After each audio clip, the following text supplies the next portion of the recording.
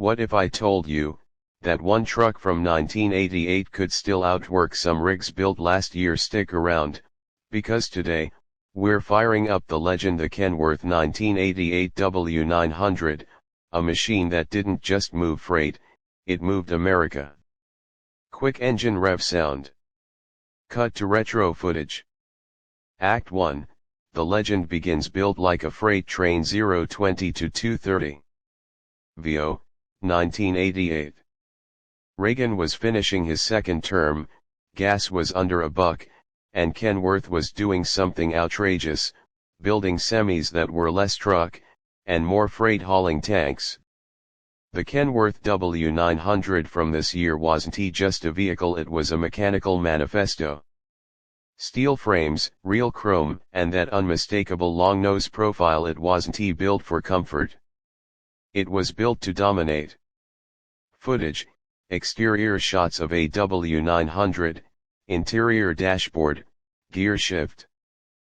Powered by the Cat 3406B or the Cummins Big Cam 4, this beast didn't whisper. It growled, pushing out 400 to 500 horsepower and enough torque to drag a mountain if it got in the way. Pattern interrupt. Wait, did we just say drag a mountain? Yep. But only if the mountain had a flatbed and dot clearance.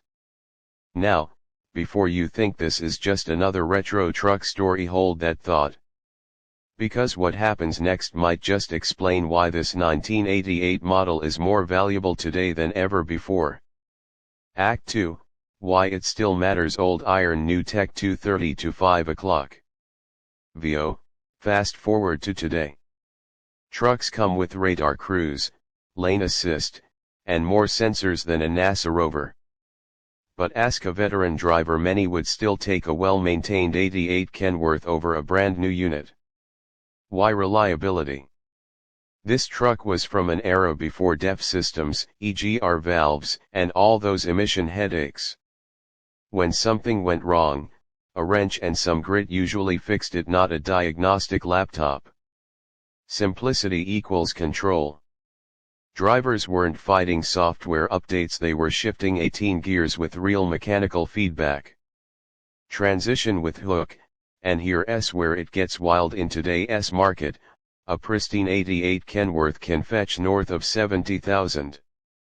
That's more than some 2015 models.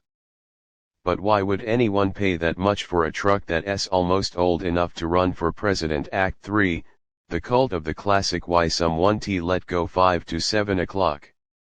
VO, because for some, it's not just about nostalgia. It's about trust. The 1988 Kenworth represents something rare: total mechanical sovereignty. No modules. No satellite governors. Just a direct connection between driver and machine. Owner-operators love them because they can still work full-time. Parts are surprisingly accessible.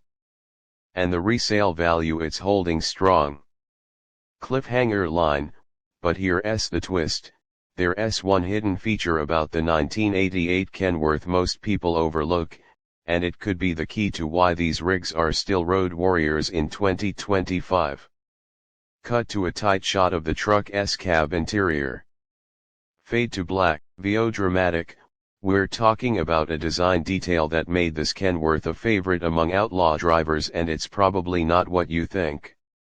Closing CTA plus tease for next video, 7 o'clock. End. VO, want to find out what that detail is? You're going to have to stick around, because in our next episode, we go deep inside the cab of the 1988 W900 and show you the mods, the secrets, and the one feature that made officers sweat. Hit subscribe, tap the bell, and join us as we keep chasing diesel legends 1 mile marker at a time. End screen with music, subscribe button. Teaser for next episode titled, Inside the Beast, Secrets of the W900 Cab.